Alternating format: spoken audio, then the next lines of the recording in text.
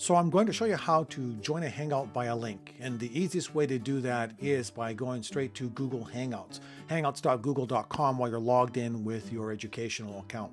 This won't work with your personal Gmail account. It only works with your EDU or your business account. So when you go to your phone call, video call, if you are in your Gmail account, you'll go straight into the new version of Hangouts. If you're in your education, you'll get this prompt here. Now it asks you to enter a Hangout name. I usually use my own name like Trev, or depending if I have a meeting with a bunch of groups, I would put that as a name. So let's say we're going to have a parent, Spanish parents. So put in Spanish parents. Now, Google already has Google just creates a new Hangout. It's not like you've gone and picked something that's already there. But when you're creating these rooms, think of them exactly like that. They're a room that anybody who's in this domain can join. So if there's another teacher that tries to join in Spanish parents, they can walk into a room, just like a physical room that you would have in your school. So when this gets started, you'll notice in the top right-hand corner, depending on your settings, but you'll have this set up here, which basically means only the people from that domain can join automatically. So external people can't join in at all. What you'll want to do is you'll see the link here. You can copy that link and send it to whoever you want to join this room or this Hangout. And what I typically do is I tell them to bookmark it so that every time we're going to have a meeting, this is the link we click on. So they don't have to have a new link with every time the calendar event is created. They just have this one link that we constantly make use of. Now, so you can just copy that in. You can use the invite people and stuff like that. I traditionally just send it off in an email and say, when we have our meetings, this is what we're going to do with it.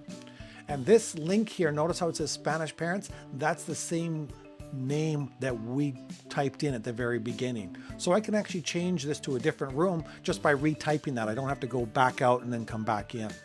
So that's my link. I can copy, send it off to whoever I want.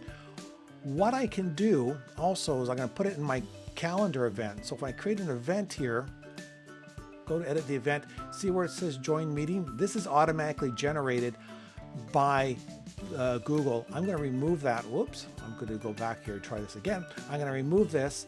I'm going to add a video call. Actually, I'm just going to remove it, and I can either put it in the location or I can put it here in the description. Normally I like to put it in the description. That way everyone's going to see it. So even when I use these calendar events, we're not going to use the video call that's built in. We're going to use the static one that I've created. So let's take a look at what happens when a user who doesn't even have to be logged into Google tries to join that Hangout. So I'm going to launch an incognito window here. So basically we're not logged in with anything at this point in time.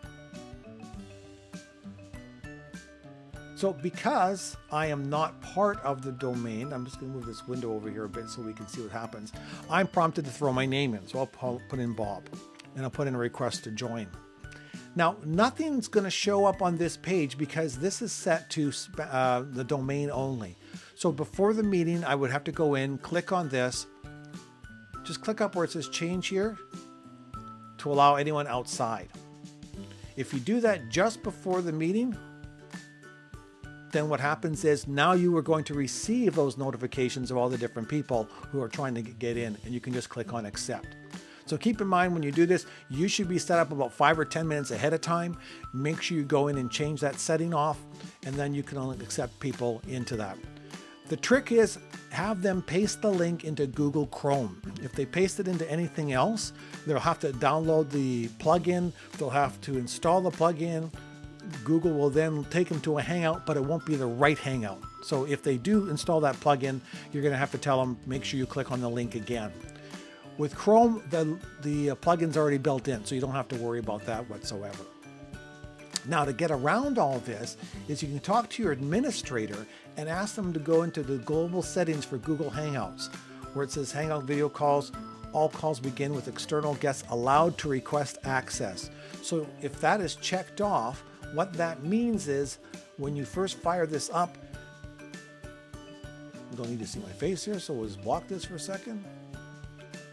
But now what happens is I don't have to go in and change this from the way it was, which was domain only.